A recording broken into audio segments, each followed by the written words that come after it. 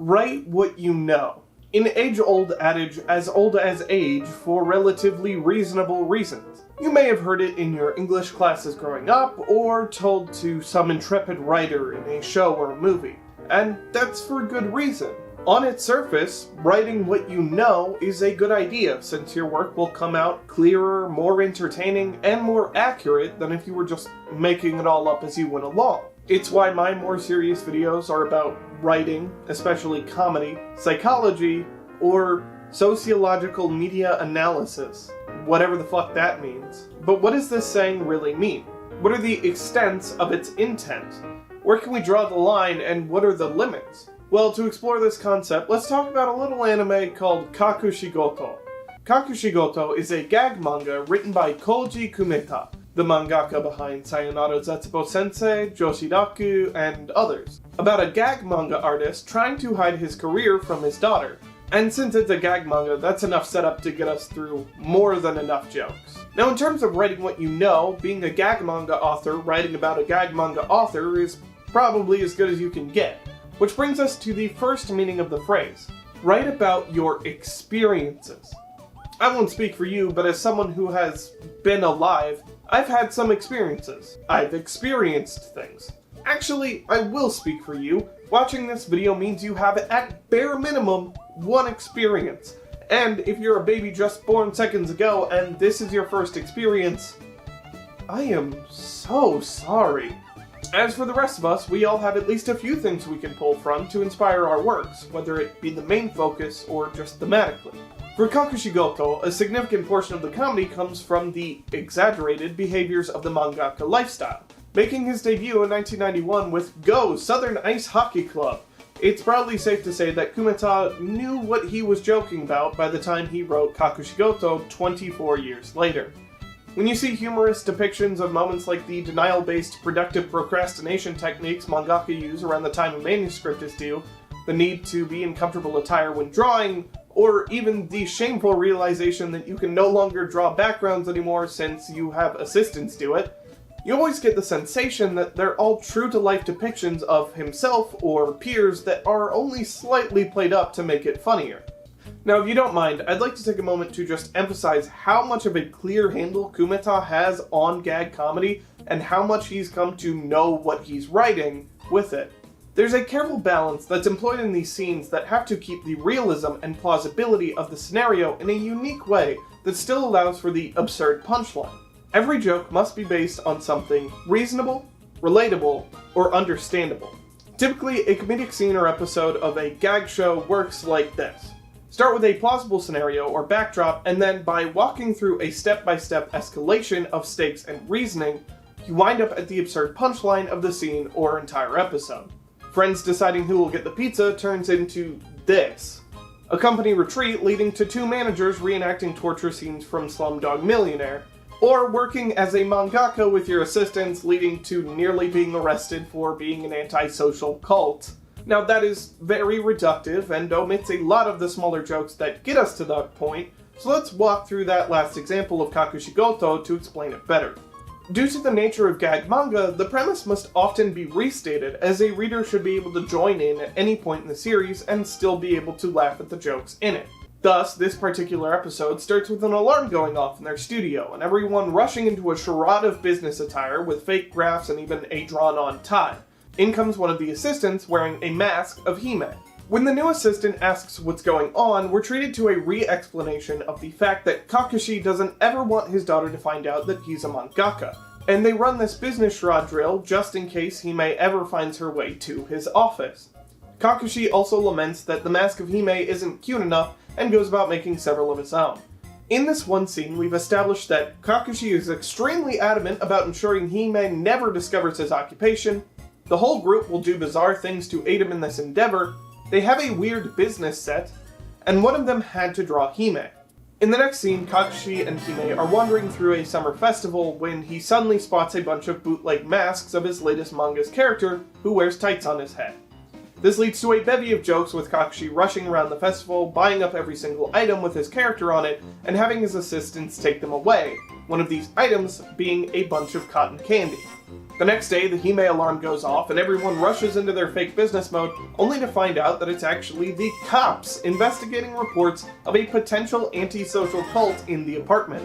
Both the characters and the viewers are likely to be shocked at this absurd situation until the show begins to backtrack everything we've seen thus far and show how what made sense to us in the moment looks really bizarre out of context. Firstly, a bunch of people walking into the studio with mysterious plastic bags late at night, the assistants bringing the merch from the summer festival.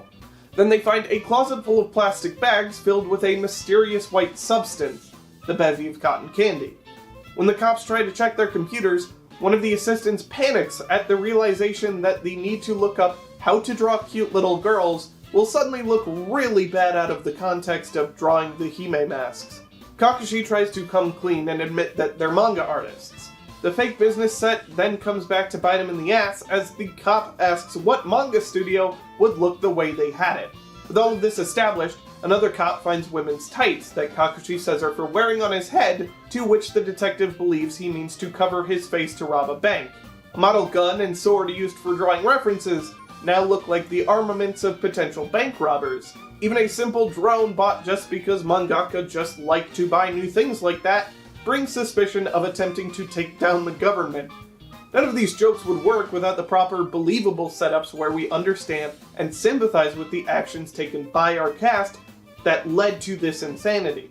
But when forced to confront their weird behaviors from an outside perspective, even our main characters give in and admit that they look like a cult and should just turn themselves in. It's the careful build-up that allows for such a ridiculous outcome. But yes, I understand that breaking down comedy to its components kills it in the process, but we have to sometimes dissect these things so we can appreciate it when we see other members of its species still alive. To bring this back on track, well, you could say that all of this comes from experience in its other definition. Working so long on various gag manga is what allows Kumeta to pull off this kind of joke so flawlessly. When you know the intricacies of this kind of comedy's basis so well, then you're far more likely to know exactly what will be the most funny aspects to siders of both the in and out variety. And when you've been writing comedy for so long, then you know how to convey the funny aspect in the funniest way possible. In a similar vein, since it's Kouji Kumeta we're talking about, there's also plenty of other hallmark jokes that he relies on. One is the wordplay. This man is obsessed with puns and alternate meanings, to the point where the name of the show is a three-way pun. Kakushigoto is a Japanese word meaning secrets or hidden things. The main character's name is Kakushigoto, and his shigoto, job, is to kaku, draw, meaning he has a Kakushigoto. Another style of joke you'll often see is based in his apparent fascination with Japanese socio-political history. While there's not too many Kakushigoto outside of a name drop here or there, or this one line,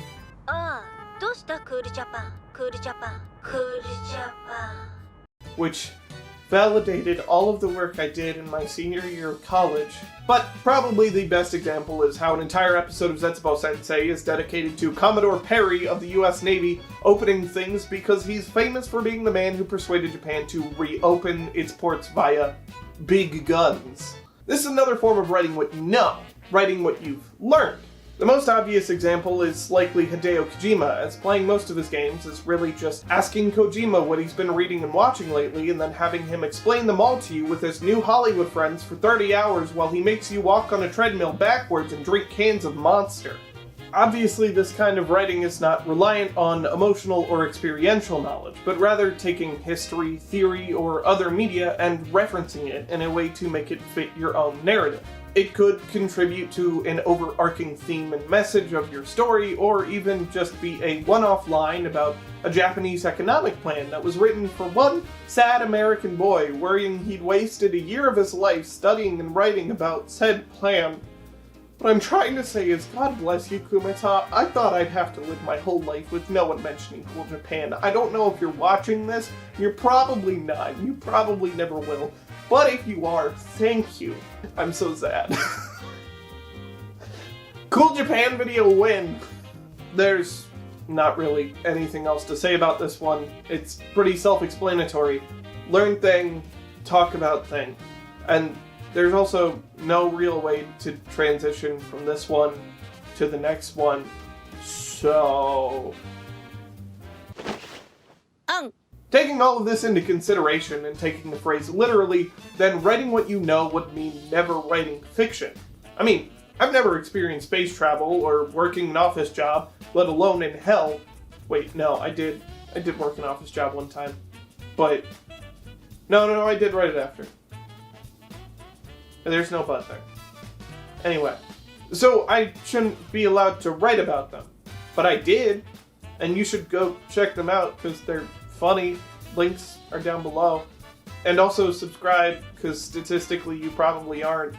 And as far as we know, Kumeta isn't a dad, so why is he allowed to write about having a daughter? Well, thanks to the power of imagination, we can experience all sorts of things, or at least pretend to. I've never had a daughter, but I can think about what it'd be like to have one, and how I'd probably think and act. Spoilers! It'd be a lot like Kakushi. This is our final form of writing what you know. Writing what you feel.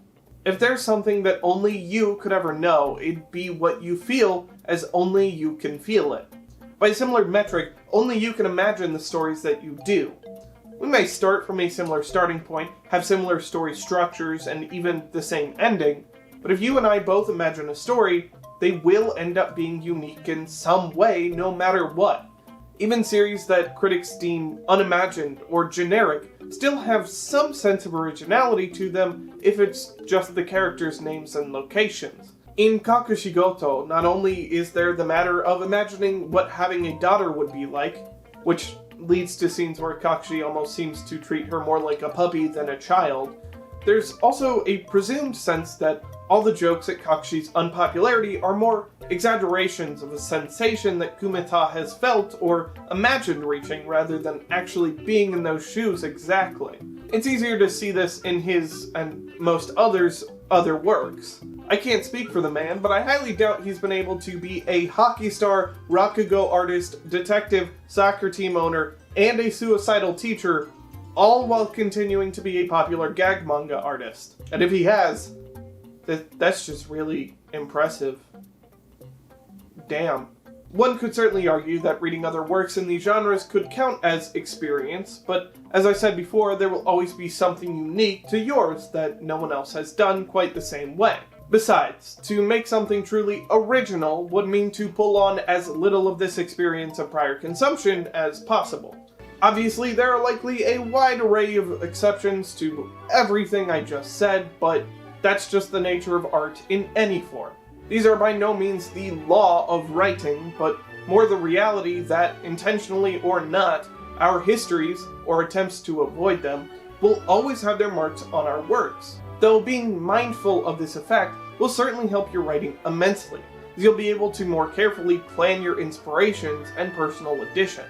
As for Kakushigoto, well, it's wonderfully wonderful, funnily funny, and adorably adorable. It's a perfect example of Kumeta's mastery over this genre, while also providing a beautifully melancholic ending that had me crying with sadness while wearing a grin of pure enjoyment as he magically mixes his aforementioned comedy structure with an emotional turmoil that will have your heart desperately trying to figure out which side it should be focused on. And as always, thank you so much for watching. If you enjoyed it, please leave it a like, a comment, a subscribe if you haven't already. I would seriously appreciate all of it. You can find me on these sites, all SteveSekai, and if you are curious about the Captain's Chair or Management Hell, the stories that I talked about earlier, then the links are down below.